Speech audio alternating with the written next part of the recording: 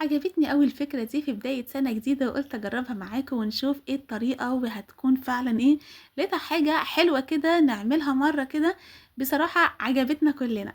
بس يعني مرّة في المناسبة اللي إحنا فيها في سنة جديدة، عايزين عيش تورتيل.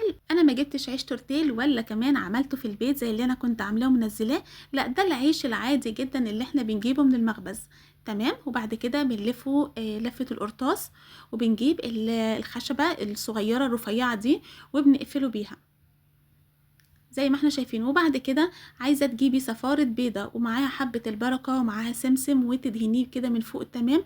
عايزة تعملي زيي وتستكفي بس بدهنة الزيت وبس، وبتحطيه في الفرن لحد ما بتلاقيه إن هو بقى محمّص، يعني بقى مقرمش.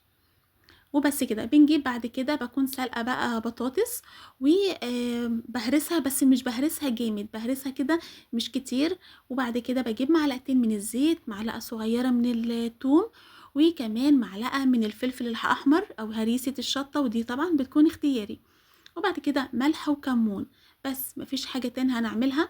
وبعد ما بنخلّي التومة تستوي معانا، بنجيب البطاطس اللي إحنا كنا سالقينها وحاطين فيها حاجة بسيطة من الملح بنحطها. بس في التومة دي آخر حاجة بنعملها زي ما حطينا كده معلقتين كبار من الخل، بتدّي طعم تحفة للبطاطس دي، تمام. البطاطس دي أصلًا بتاكليها مع بقدونس بتبقى حلوة جدًا، بس إحنا حبينا بدل ما نحط فراخ ونعمل حاجات كتيرة في القرطاس اللي إحنا هنعمله ده، لأ أنا استكفيت بالبطاطس الطريقة دي بصراحة طعمها حلو جدًا.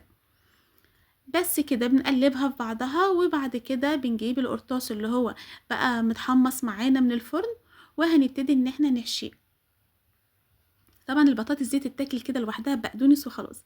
بنجيب البطاطس وبنحط جوّه القرطاس بعد ما بقى مقرمش، تمام. وبعد كده بنكون جايبين شبت، ونكون جايبين ال الرُمّان الأحمر، يعني بنقول كده أكنّها شجرة كريسمس كده، بنضحك على نَفْسنا بيها أكنّها شجرة كريسمس كده حلوة جدًا. الشبت وبنعمل كده، وبعد كده بنحطه في الرُمّان عشان أكنّها كده حاجة كده متزيّنة. نعمل واحدة تانية ونشوف. بجد فكرة حلوة جدًا وعجبتني وقُلت أجرّبها معاكم. طبعًا إحنا اللي شُفتها لمّا لقيت الفيديو اللي كان معمول، كانت معمولة بالفراخ، ودي طبعًا يعني كل واحد يحط الحشو اللي هو عايزه.